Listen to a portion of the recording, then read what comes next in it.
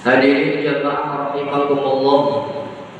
Seperti biasa sebelum kita mendengarkan kajian fikih, mari kita dengarkan dan simak sabda Rasulullah sallallahu alaihi wasallam, di mana Rasulullah pernah bersabda di hadapan para sahabat, "Ma nahula waliduhu walidihi afdala min adabi hasanin."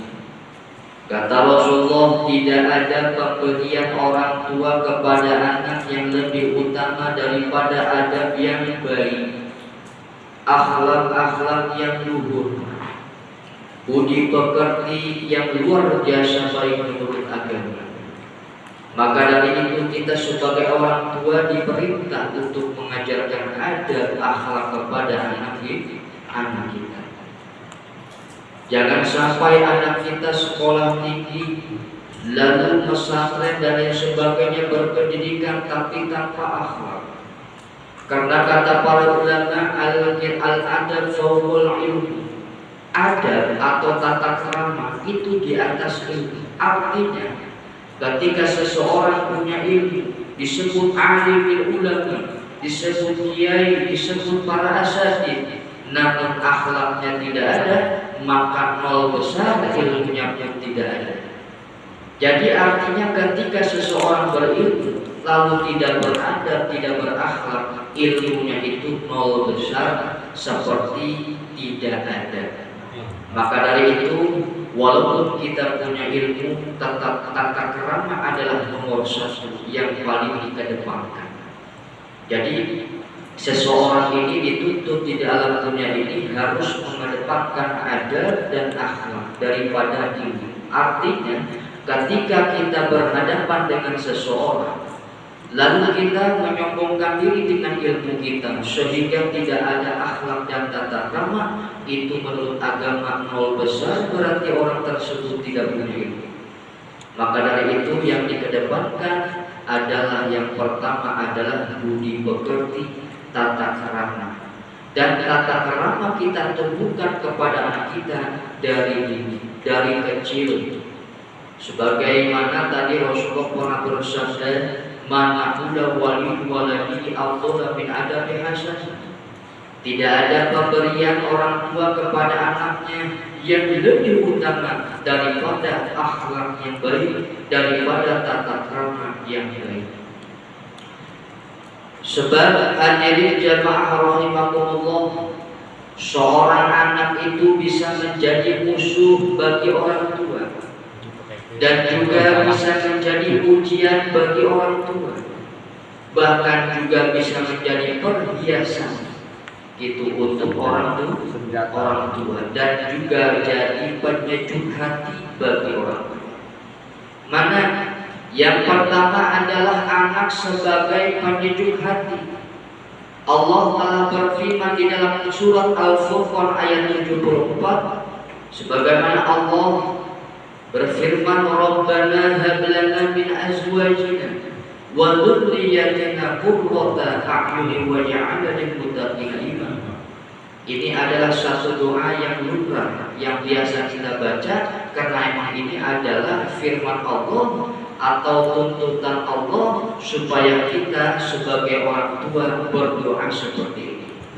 Rabbana, wahai Tuhanku, hab lana min azwajina wa dhurriyyatina, anugerahkanlah kepada kami istri-istri kami dan keturunan kami sebagai penyejuk atau penenang hati. Qurrata a'yun. Jadi qurrata a'yun itu adalah penyejuk hati, penenang hati. Maka dari itu Bapak Ibu, kalau kita ingin diberikan anak, di mana anak kita ini kita akan menyejukkan hati kita, berbanyaklah doa seperti itu setelah sholat. Rabbana hab lana min azwajina wa dhurriyyatina qurrata a'yunin waj'alna lil muttaqina imama. Bahkan waj'alna lil muttaqina imama, dan jadikanlah kami imam bagi orang-orang yang bertakwa. Artinya kita ini sebagai bapak, sebagai suami yang menjadi imam di dalam rumah tangga, memimpin istri, memimpin anak dan lain sebagainya.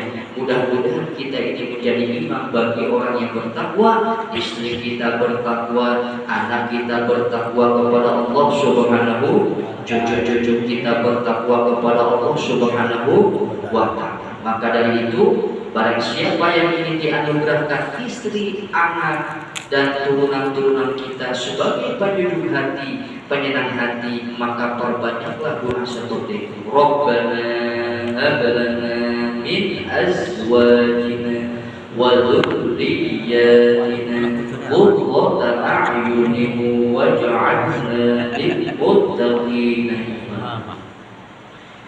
Lalu selanjutnya anak sebagai perhiasan.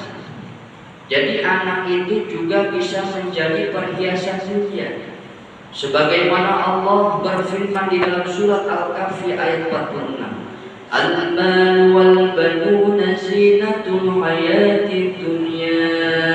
Harta dan anak-anak kita, harta kita, anak-anak kita itu adalah semuanya perhiasan kehidupan dunia. Artinya ketika kita punya anak, harta, memang itu merupakan satu perhiasan yang harus kita simpan, yang harus kita jaga. Anak kita dijaga dari perbuatan yang diharapkan oleh Allah. Anak kita didik supaya mengerti siapa Tuhannya, siapa nabinya, bagaimana cara bertetangga. Anak kita harus dikasih adab dan lain sebagainya. Karena perhiasan harus dijaga, harus dijaga. Maka dari itu, jangan coba-coba kita menyentil atau menggolimi anak orang lain. Kenapa? Orang tuanya pasti marah.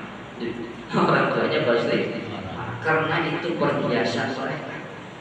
Perhiasan mereka dalam kehidupan dunia. Lalu ada lagi ayat mengatakan innama amwalukum wa auladukum fitnah. Ini ayat adalah menerangkan tentang bagaimana harta kita dan anak-anak kita adalah hanya sebuah uji coba dari Allah. Allah berfirman, innama amwalukum wa auladukum fitnah wallahu indahu ajrun 'azim. Jadi harta-harta kalian kata Allah, wa auladukum, anak-anak kalian, turunan-turunan kalian, fitnah itu hanya sebagai uji coba, hanya sebagai uji coba. Jadi kita ini diuji oleh Allah ketika diberikan anak. Kita punya putra, sebatas mana, sejauh mana kita menjaga anak kita dari perbuatan yang tidak baik. Sejauh mana kita melakukan perintah Allah, di mana kata Allah ketika anak kita ya ini langsung melalui Rasulullah. Kata Rasulullah, barang siapa punya anak lalu umurnya sudah 7 tahun, maka harus diperintah sholat.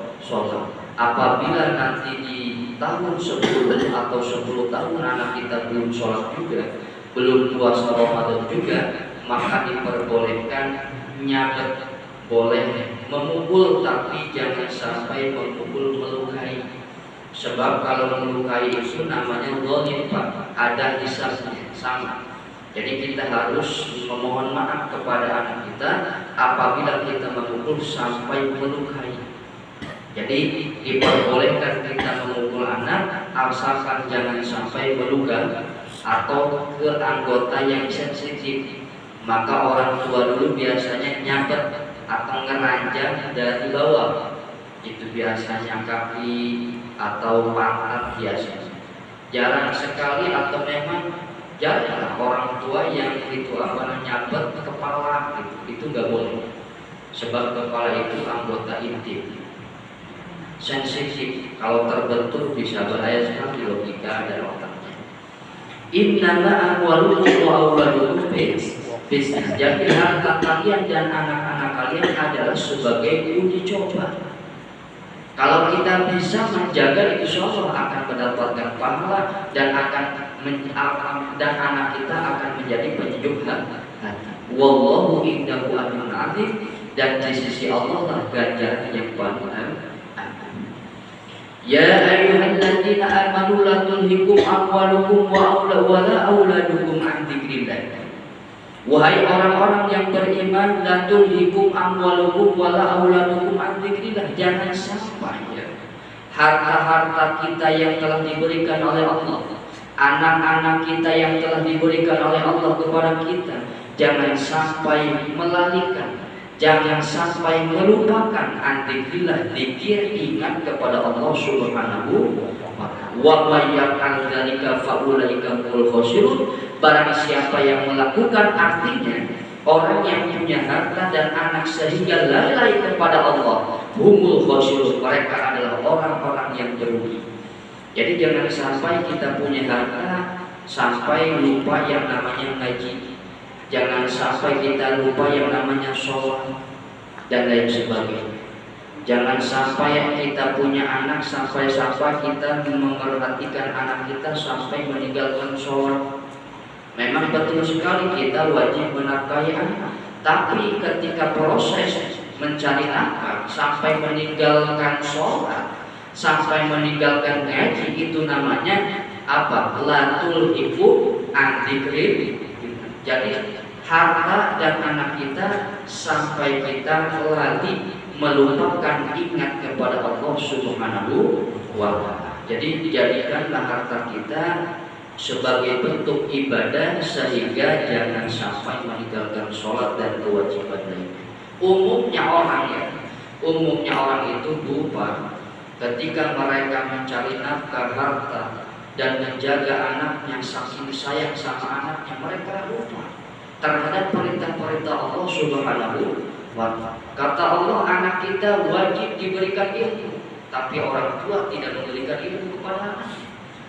Kalau memang orang tua tidak punya ilmu agama, ya harus anak kita dititipkan kepada orang yang punya ilmu agama, seperti pengajian Iqra, pengajian Quran, ada lagi yang paling atas namanya pondok pesantren dan lain sebagainya.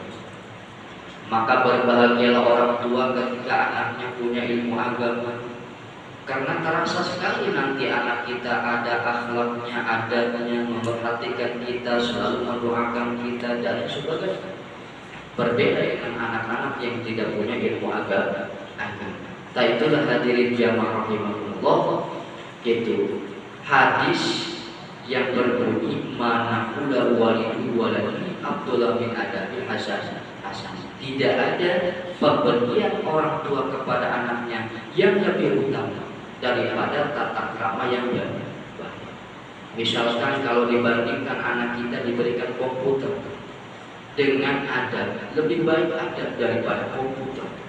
Kecuali kita sudah berikan adab lalu kita berikan komputer, belikan laptop supaya mereka belajar kekinian. Mungkin sekarang di universitas harus dituntut punya laptop, bisa silahkan. Sekolah-sekolah sekarang punya laptop, silahkan. Tapi ada yang lebih baik daripada itu adalah tata krama, adab dan sebagainya. Mudah-mudahan kita bisa mendidik anak dengan baik. Amin ya rabbal alamin. Hadirin jamaah rahimakumullah, mari kita lanjutkan kajian fikih kita. Insyaallah sekarang kita akan membahas tentang sujud sahwi.